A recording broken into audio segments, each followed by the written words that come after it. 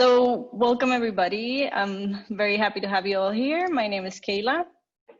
I am a play designer and a research assistant at the Lab for Play and Design at Design School in Kolding. Today I'm joined also by Sune Gudiksen, also professor at the Design School in Kolding.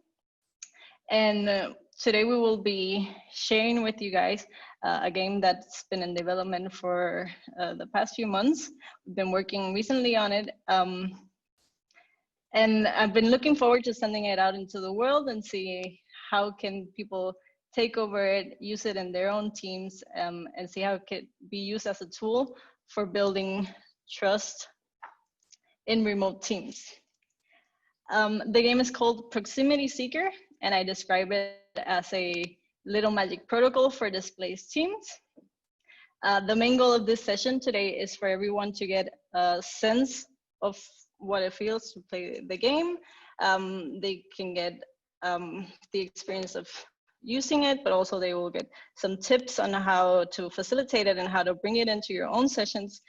So it's very much on a practical level of how can you access it today and make use of it. So I'm mostly interested in going directly into it, but I'll just tell the brief story, the background behind it. It's been developed in GAMIFY, a project funded by the Erasmus and the European Union. And it's a collaboration with several industry partners, academic partners, and industry partners. And this game in particular has been developed with industry partners from therein in Madrid, Lufthansa Systems in Germany, and Danske Bank in Denmark. And what all these teams or companies had in common, besides having really excellent innovation departments, was globally dispersed teams struggling with some of the issues that brings with having a remote collaboration. And many of these stresses can fit under the wide umbrella of the lack of trust. So we have been working on a game for this. We began shortly before the pandemic struck us all, and suddenly now even the smallest of teams and companies have become remote teams as well. So that's why we're very eager to share it out and see how it may have some positive impact within your team. So as I say, we would go straight into the game. It's called the Proximity Seeker. And how many participants do we have at the moment? So altogether we are 12, including you. 12. Yeah, okay. So maybe we get the chance to all try it. Everybody will get a chance to participate because we're not that many. Just briefly. Okay, so first of all, the user guide. What is it? It's a game for remote teams to enhance their performance by building stronger relationships, because weak social ties among teammates are proven to have a direct impact and negative impact on their willingness to share knowledge and show commitment. So this game seeks to enable trust among your teammates by bridging some of the gaps that comes with virtual collaborations. And then the first step for getting started is to organize the order for taking turns. Who will go first? And maybe I will ask Sina to volunteer, if that's okay with you, Sina. Sure. Yeah, thank you. Sina has tried it before. Sina is also part of the GAMIFY project. So she has tried it before. So we'll take advantage of that and she can serve as the example. And then Sina will nominate another person from the group. She will just call out the name and select another person. The second step would be to choose your game mode. And there's 3 categories. So we have the social check-ins, the team synergies, and the made to fit, which is a customized mode. And I can go deeper into what each of the mode includes later on. But first we go straight into it. So the first step is that this eye oracle will come up and you will look deeply into the color changing eye and you will say stop. And me as a facilitator, I will then click on the color dot to reveal the category for your check-in. And then each player takes a turn at sharing their response to what the category is asking from them. And then that person will nominate the next person. The game is very much built on seeking discomfort. The first time it feels a little bit uncomfortable, especially maybe for us today, because we are not really a team. We're just joining the session to find out more about this game. But it requires you to allow yourself to be present, seen, and heard. And you just try to embrace this uncomfortableness because it's what allows us to create change. So eventually this results in being familiar to it and feeling much more comfortable. There's something about the customization and the facilitation guide, but we'll get back to that. Now we're ready to play.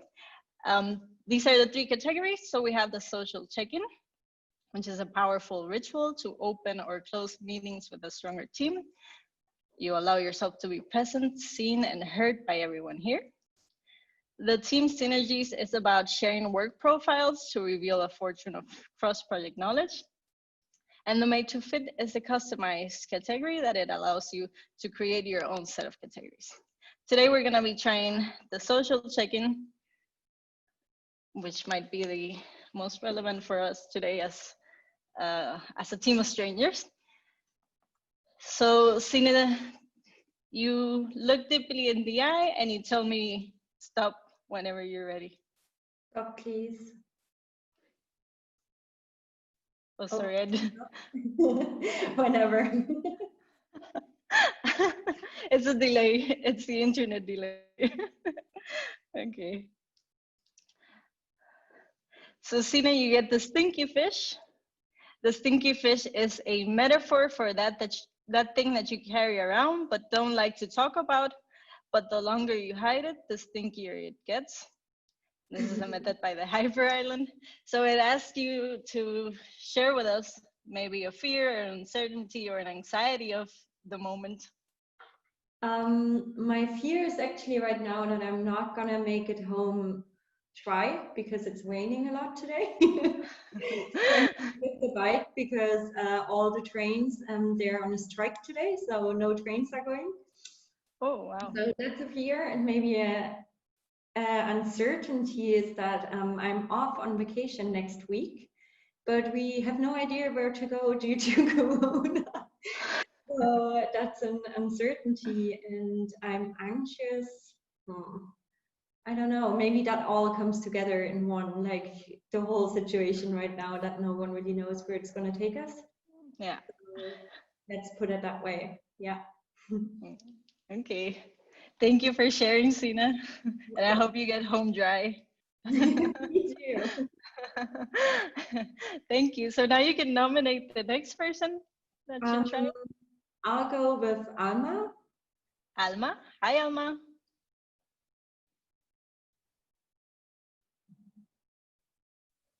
Hello. Hi. Hello, Alma. Thank you for joining us.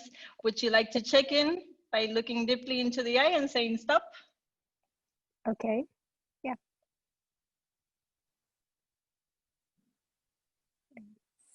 Stop.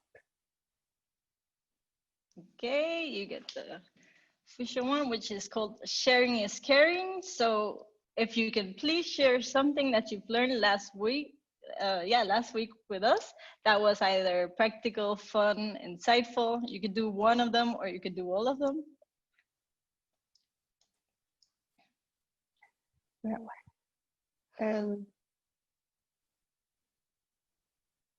practical, fun, and insightful. At least it's positive, so easier to find. I'm taking also some lectures. So I did learn a lot about, for example, at least for me, it was interesting to learn a lot about indigenous people right in the Arctic. So that was definitely a practical connected to my work. It was fun to interact with other people that are interested in the similar topic and definitely very insightful. So that's what I can come up with. Yeah, thank you for sharing. It sounds very interesting. Yeah. Yeah. Good. Now you would, if you would like to pick the next person to nominate. Yes, Louise. Louise. Hello. Hi, Louise. Hello. So if you take a look at the eye and you tell me stop, whatever. Stop. This one, maybe we do it again. This was the same one that Sina got. It was blue when I said stop for me. Ah, yeah, I do realize that it's a bit of a lag. Stop So, now. okay. So now we get this one, which is called a memory lane. And you share a current reflection based on a past memory. So you can use the 3 points in the triangle to as inspirations. A memory of when you were traveling, when you were a kid, or when you started working here, which we don't know exactly where it is. Well, I'm in Leipzig now and I'm not working. So I'll take when I was a kid or young. I'm told by my parents, I have to assume it is true, they repeated the story many times, that I announced very loudly when I was about 4 or 5 that I was going to be a classical pianist. I was going to be a soloist. That did not come true, but I followed the passion through and became a musician, so it's close enough. Oh, okay, nice. So you are a musician? Yes, I was a professional cellist, but now I'm almost finished with my MBA. Oh, okay. Wow, super. Thank you so much for sharing. Would you like to nominate the next person? All the people I can see have spoken already. Soon. Is that correct pronunciation? Sooner? Sune. Yeah, Sune. Hi, Sune. Would you like to check in again? Yes. It's a new team. Stop. It's a new team. Yes, sure. Stop. So Sune gets the metaphor categories. In your current state or mood, what animal, place, or food describes you? Yeah. So animal.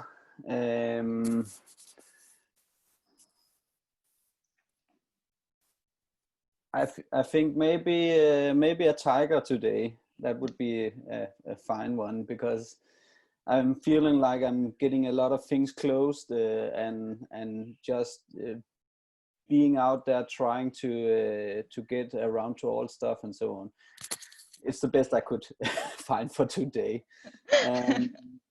Place is actually pretty nice to be where I am, but I would like to go outside because the sun is shining in Denmark and it's not a nice autumn weather in Denmark. So I think that's, I wouldn't go for any other place. I would just go outside here and to the forest maybe. And food or drink.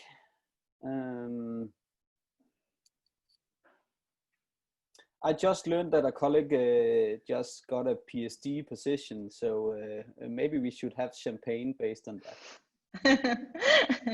Okay, that's good. And yes, the weather is nice right now in Denmark, and it is quite the event to have nice weather. Thank you, Sune. So would you like to choose the next person? So let's see if Samuel is here. Samuel, hi.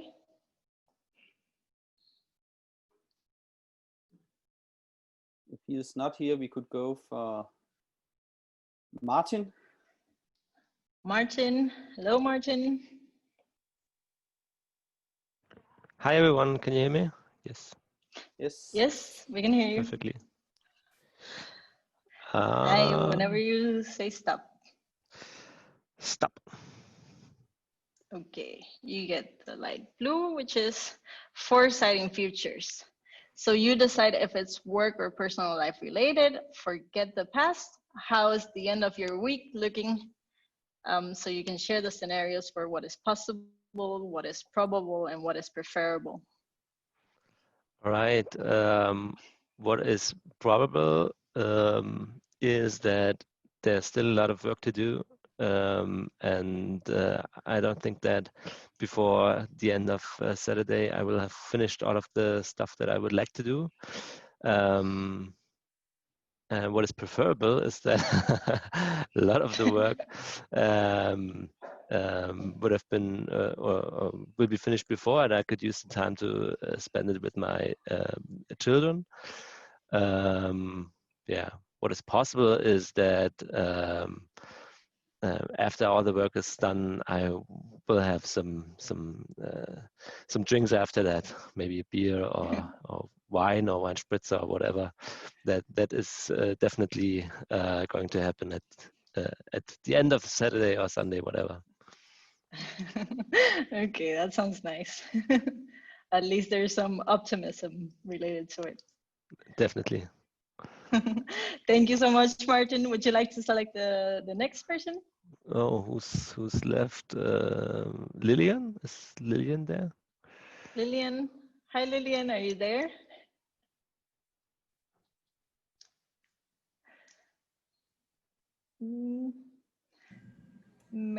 Yeah. Hello. So when you say stop, Lillian?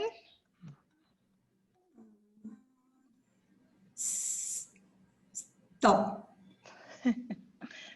Okay. So Lillian, you get the long time no see.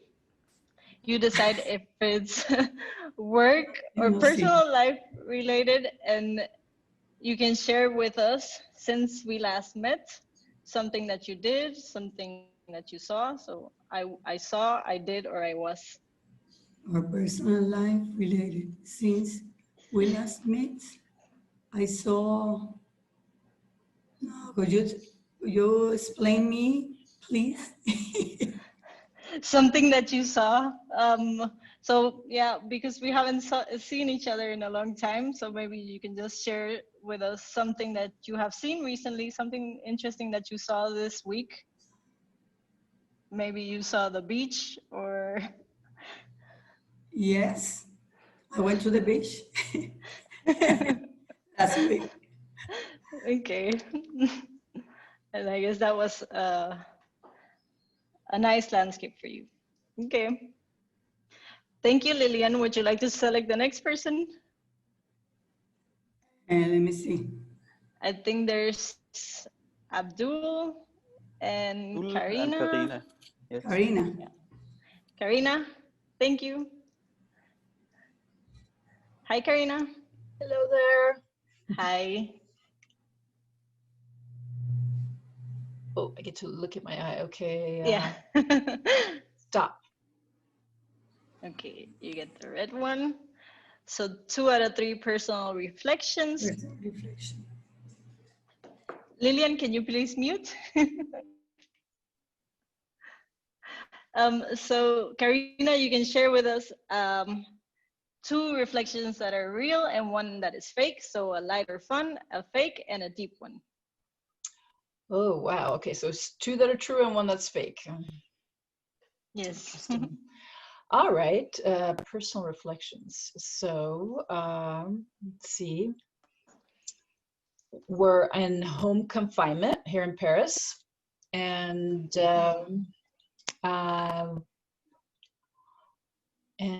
I enjoyed meeting a snake charmer last year. And another reflection is that I really have had a lot of fun teaching remotely. Sura, can you take a guess at which one is the fake one? Karina just hate to do the teaching remotely. Wrong. Okay, that was not the fake one. Okay, so you do actually hate teaching remotely. No, I love it. No, that's the other way around. That you love it. I said he was wrong. Yes. Okay. That's the fun part. Okay, but so I you don't didn't like meet being the in home snake charmer. confinement. Yeah. Okay. Thank you, Karina, for sharing. We have 1 more person to be nominated, Abdul. Good morning or good afternoon, good evening. I'm not really sure where everybody is, but anyway, hello.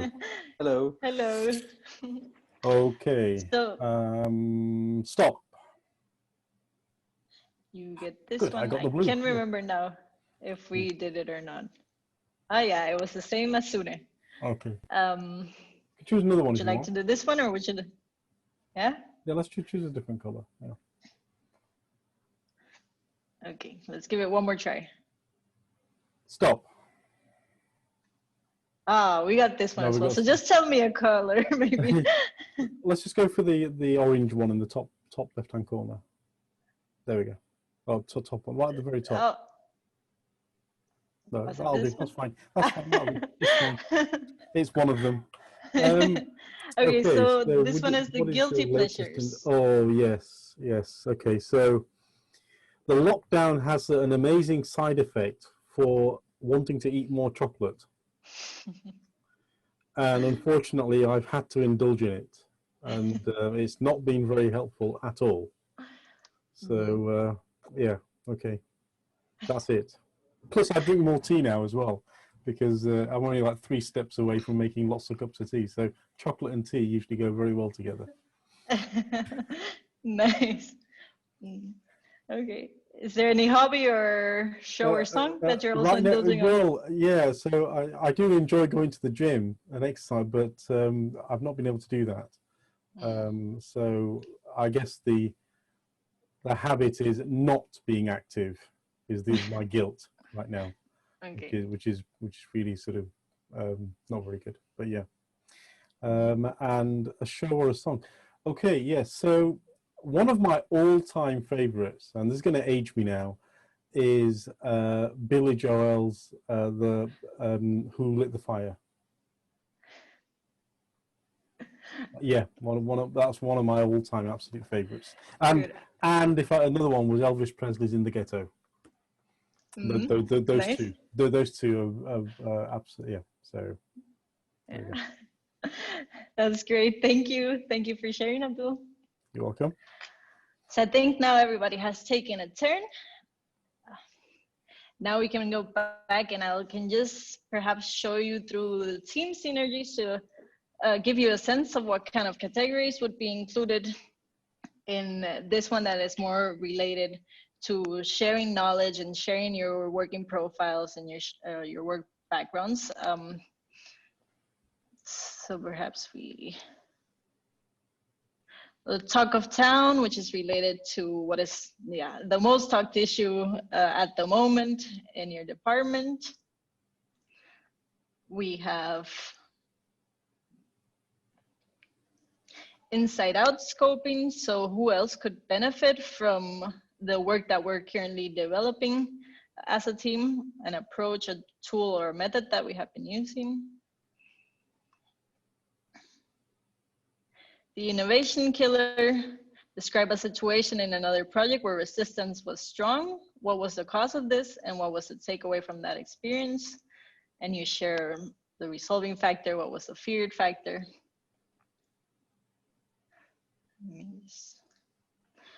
The classic move, it's that go-to move, method, or approach for a successful brainstorming session, a project pitch, a presentation. And I'll just choose one last one, perhaps. The unconventional strategy, so the unconventional, but it worked, and you would use it again. What was that odd strategy for making something happen? And that's just to get a sense of what is included in the team synergy ones. And then the made to fit is a customized version where you insert here the name of the checking sticker that you the set of categories that you want to develop. And they come in as an empty template where you can actually customize in these set boxes. And I can show you a little bit more about this. I'm gonna now exit from presentation mode so I can show you a little bit more into that.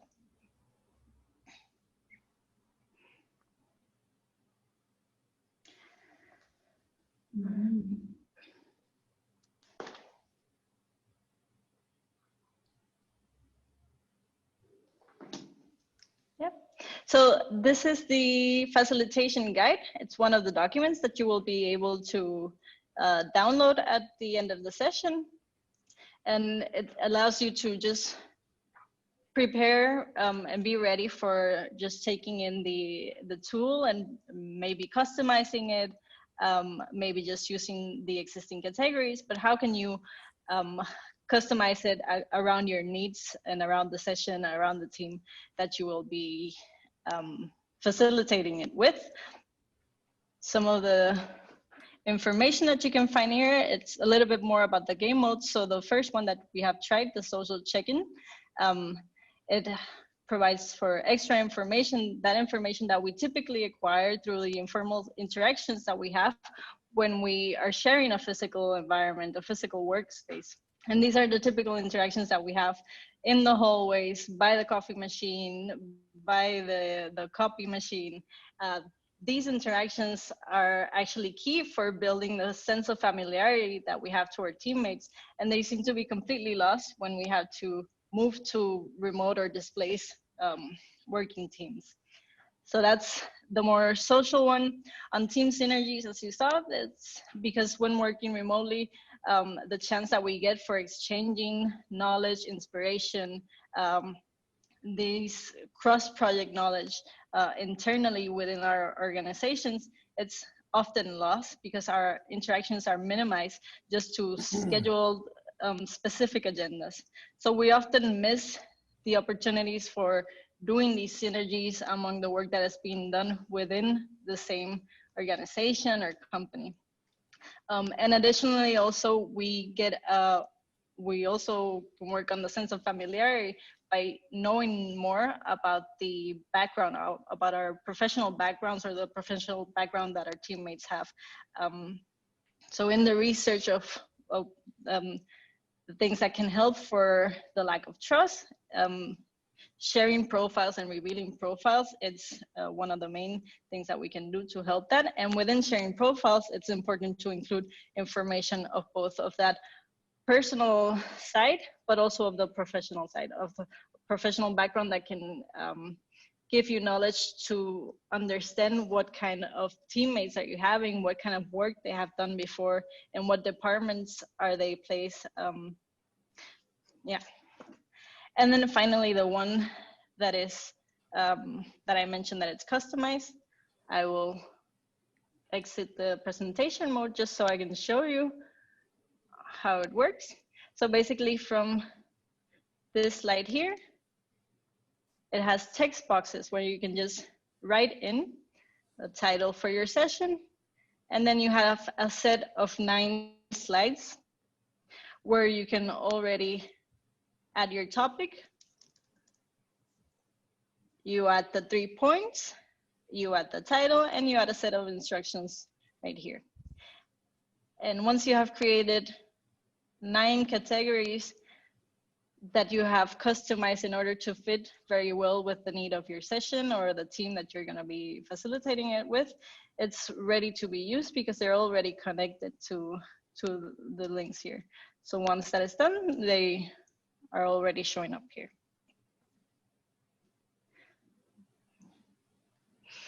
I'll go back. Okay, besides the game modes and besides the customizing, another important, sorry, I'm having troubles moving the Zoom box. So another important tips around facilitations or information included in the facilitator's guide is things that you should note before your session. So there are 3 things that I think are very important to consider. And the first one would be, what kind of tone do you want to create? So are we going for a more playful session? Are we going for a serious session, a calm or reflective session, a social one? And this very much depends on what is the purpose that we're having. So are we having an icebreaker, a warm up? Are we looking for deeper reflections? It's a team that has not worked together and that you need to create that first bond. So you're in need of more deeper reflections and a little bit more time around that. Are we trying to learn something from each other? So all of these things dictate what is the purpose and the tone of the activity. And then you should, I think it's important that you state this at the beginning of the session,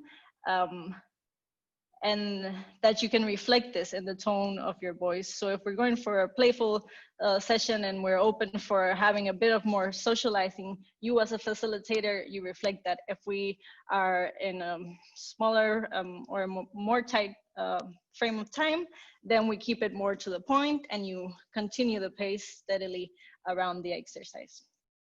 Second, and related to this one as well, is how much time do you want to use on the activity? So it is, of course, closely related to the purpose that you have for the activity. Whether it's a icebreaker, a warm-up, then you want to keep it a steady, fast pace. Or if you're looking for deeper reflections, more connections, and more interactions among your teammates, then you might want to consider to have a bit more time. And then there's also options for looking into the rule variations beforehand in order to select what fits best for you. So some of the things that can be modified or changed according to your session. So we have this triangle and it has 3 points. And today, because we have the time, everybody has chosen their own triangle and everybody has went almost through all 3 points. But if you're looking to have a more quicker experience, then perhaps people think that it's interesting that everybody gives an answer to the same category, or that everybody just gives an answer to one of the points on the triangle. They can just select freely which one they have. So it's just a template and it's just a format. And what's important is that you know how to use it in order for it to fit your category, your session needs, but that it's very much open for you to do what you need with it, and not that it has to have these set of specific rules. And then lastly, and perhaps I would say more important, is the level of familiarity in the team. So is the team familiar with each other and with similar activities? Because familiar teams, they may respond easier to the exercise, and you can use the game to improve their communication skills by introducing some more playfulness into their serious meetings. So this can help on building up the trust and their disposition to collaborate. In unfamiliar teams, then there tends to be a higher level of resistance at the beginning. And this is because, of course, you're asking people to disclose personal information that they might not be used to sharing with these people. We are trying to build trust, but it's not there yet. So it is something that you're asking from them that might be difficult at the beginning. I think there's 2 actions that are important to deal with this. And the first one would be to say up front that it might feel uncomfortable the first time, but that it gets better with the process. And the more that you do it, I think it's important to be obvious that it will be uncomfortable at the beginning, and that it's when you say that that is a situation, then people maybe can lower down their guards a little bit, because now they recognize that, okay, it's not me that I feel challenged by this. We probably all feel challenged by this, but then it will get better along the way. And then, of course, as a facilitator, you should ensure that you are creating a safe space, a no judgment zone for people to actually be able to speak up and share these reflections. And then second, I would say that make use of it several times with the same team in order for them to see the progress, for them to see that it gets easier and what kind of value it's bringing into the team. Because it is hard to just tell from one session. From one session, it could be just perceived as not only uncomfortable, but a bit on the fluffy side of things, too playful to actually get the job done, perhaps. But building trust is a process, and it's not something that we can install immediately. And play actually brings a lot of the ingredients or the conditions that we need to make that happen, because it eases the pressure of performance. It eases us up for opening up for vulnerability and making us ourselves more available, because in the end we're just playing and it's a game, so it shouldn't be that bad to fail. Yeah, so I think these are the 3 main points to take into consideration before the activity. And then how to get it.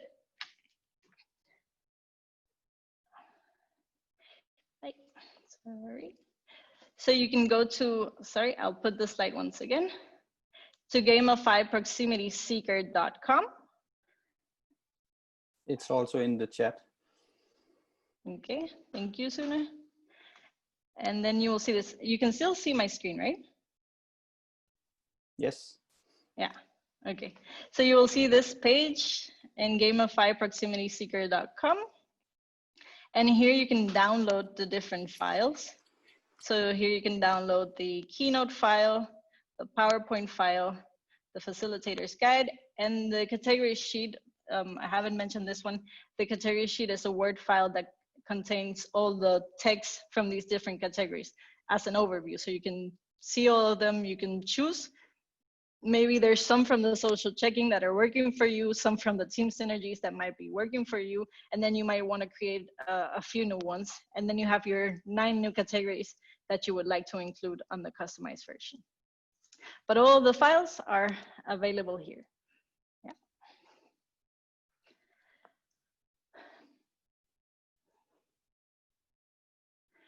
And then let's see if we have anything else. I went through this one quickly before, but I think I've covered this one already. Yeah, the customization and the facilitation guide. Yeah, but that is all on the side of the information that I have for sharing to you guys. Now we can open up for impressions on it or for questions that you might have related to it. Yeah, so please bring in questions to the chat or just jump in. We already have one from Alma. She hopes that you can explain again if we are building trust because we learn about others and become empathic, or rather because we share with others, so our brain starts to think we trust them. Maybe look at the chat here to see that one, Kayla, a little bit. Okay. So it's the definition of trust, and what is the goal around that? Let me stop sharing. If you want to unfold it, Alma, of course, you're also welcome to say it directly. Yes. Yeah. Yeah, I think maybe you have seen it, Kayla, in the chat. Yeah, now I've seen it.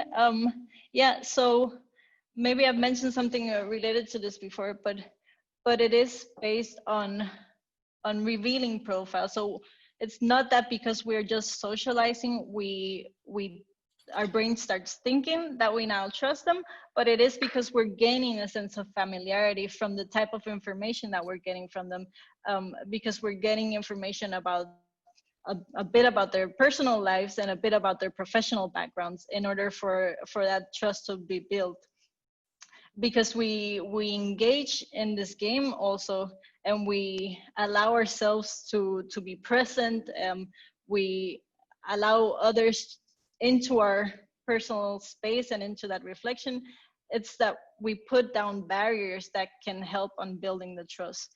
But also it's very much, and that's why I mentioned that it's a social protocol, or I see it as a social protocol, and that it might be, you might get the main benefit from it if you use it continuously, because trust is a process that needs to be worked with.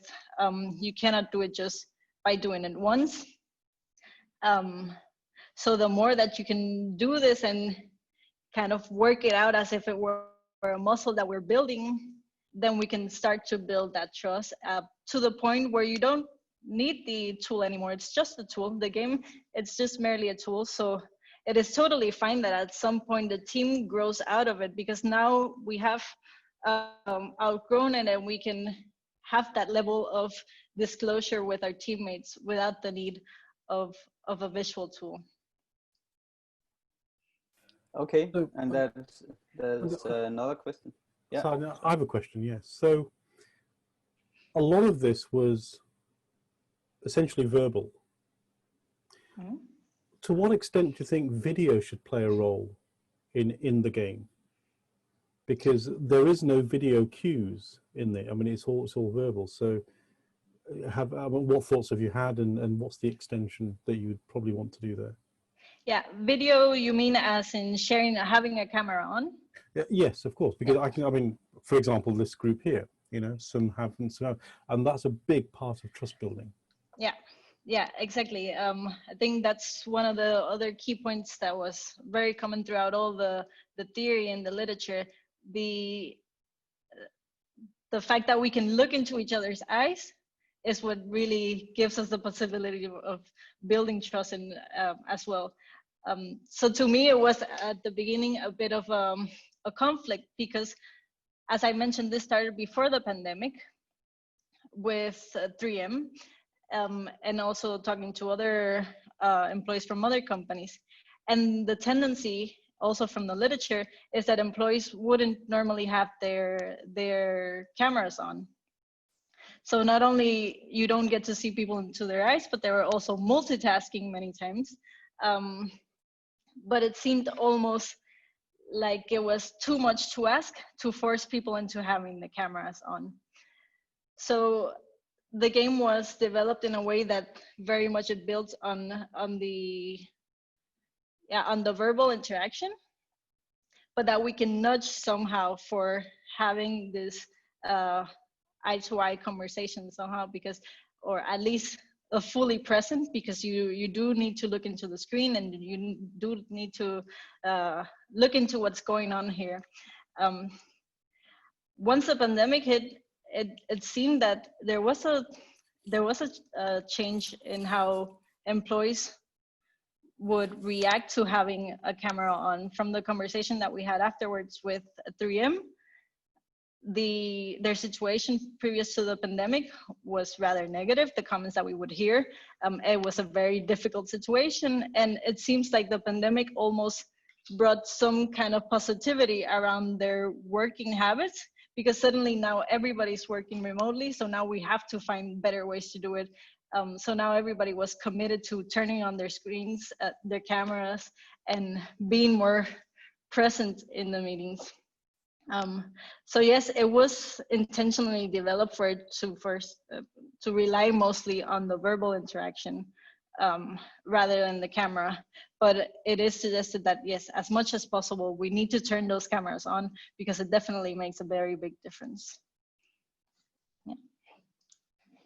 Yeah, thank you.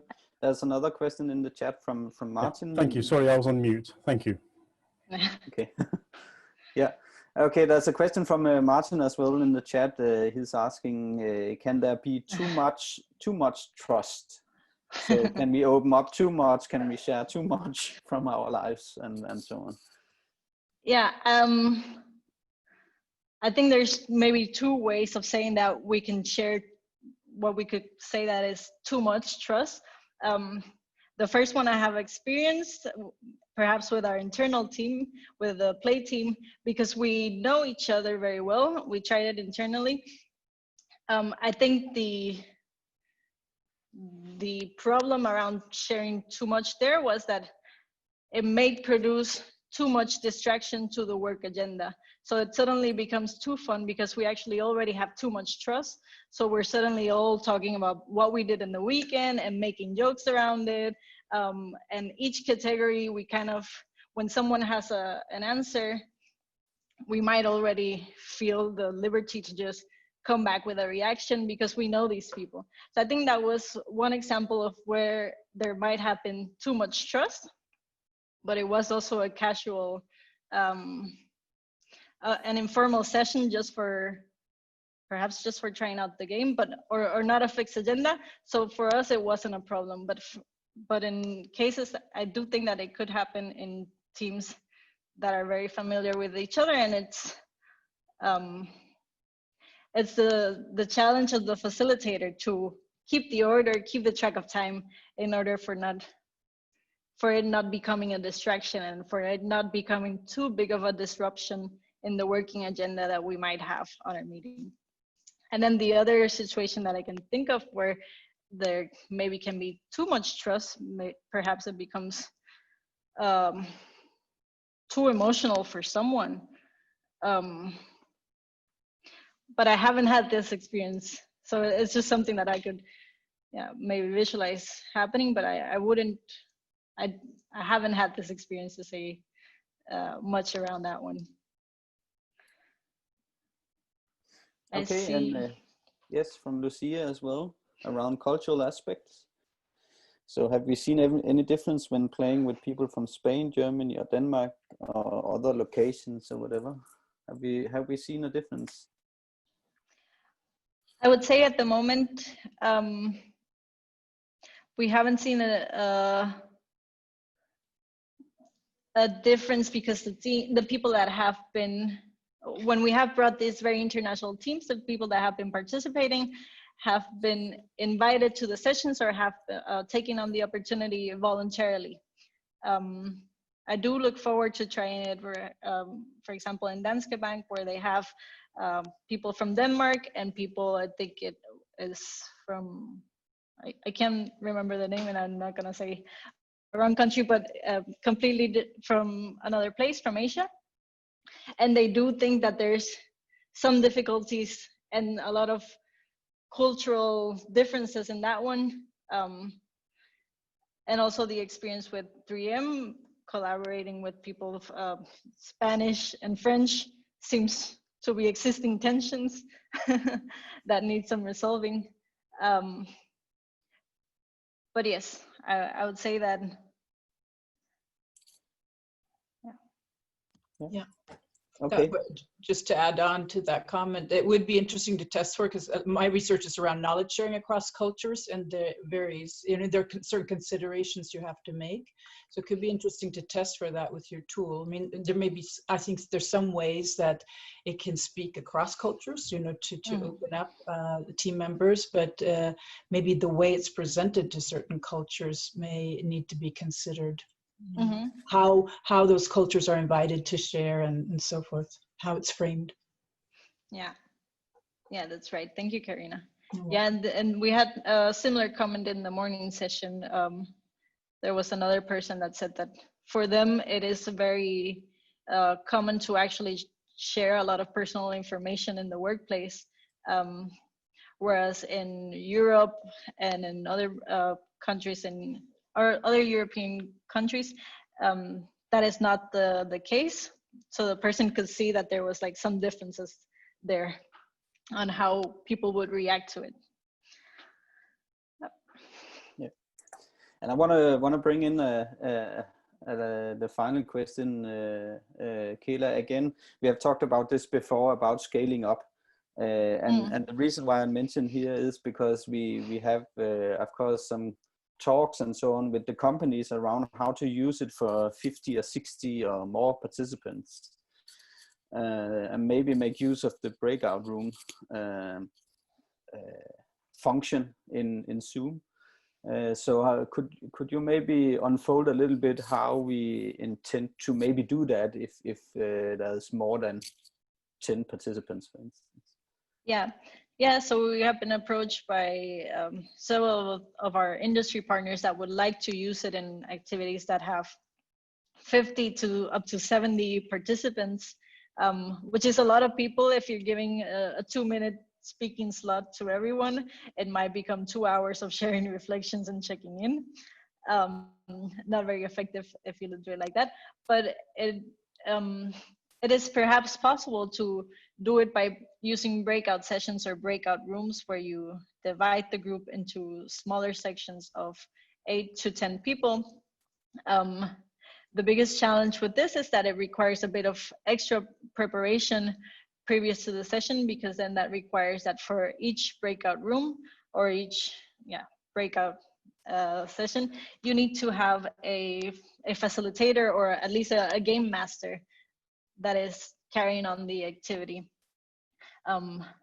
with a main facilitator that can make the exercise the same for every breakout room, at least in terms of the tone and in terms of the content, and that can pass on this knowledge forward to these individual facilitators that can just maybe just work around the software.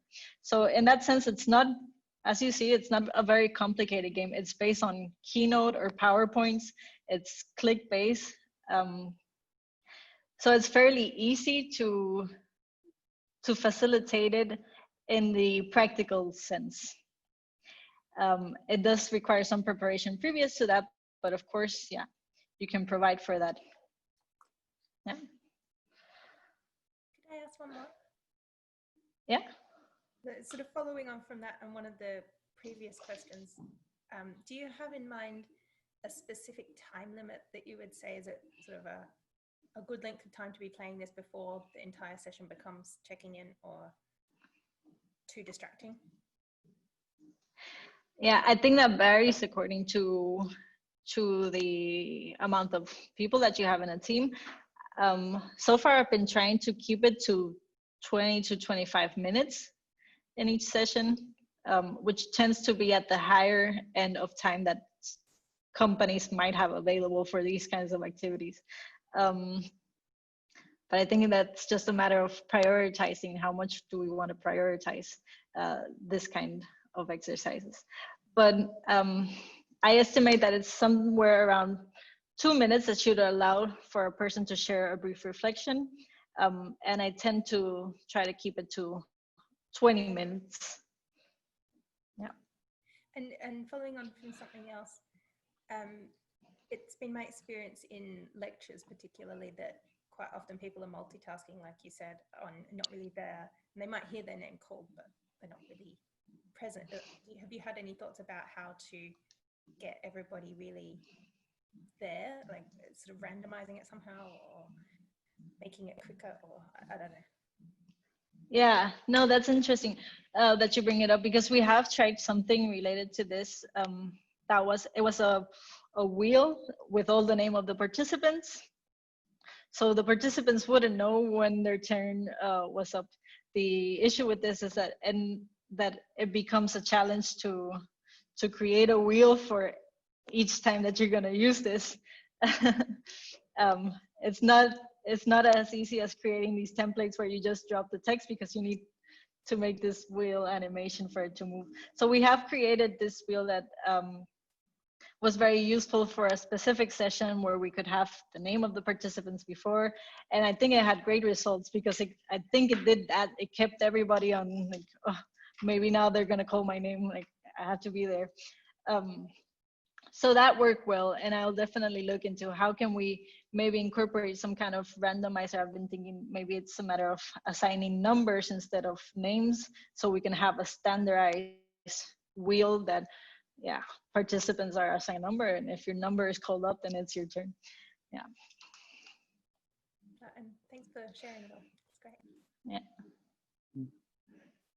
Okay, I think Kayla, time is almost up. Maybe we should remember to thank the the union and the Knowledge Alliance, EU Knowledge Alliance program, Erasmus program, and also the Erasmus Plus days here that for having us in the program.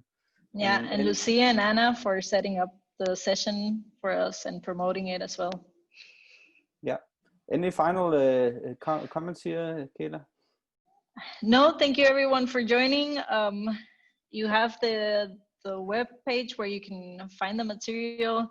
We would love to hear back if you use the material in one of your sessions. We would love to hear what was your experience, what things were successful and what things could be improved. Perhaps we could get to see your own customized versions. Yeah, just to see what people are doing with it. There's an innovation team that might be doing something around innovation and brainstorming rather than checking in. So it's interesting to see what kind of things people can do from this template. Yeah, and then thank you all for joining. And yes, thank you Erasmus Plus and Lucia and Anna. Thank you, everybody.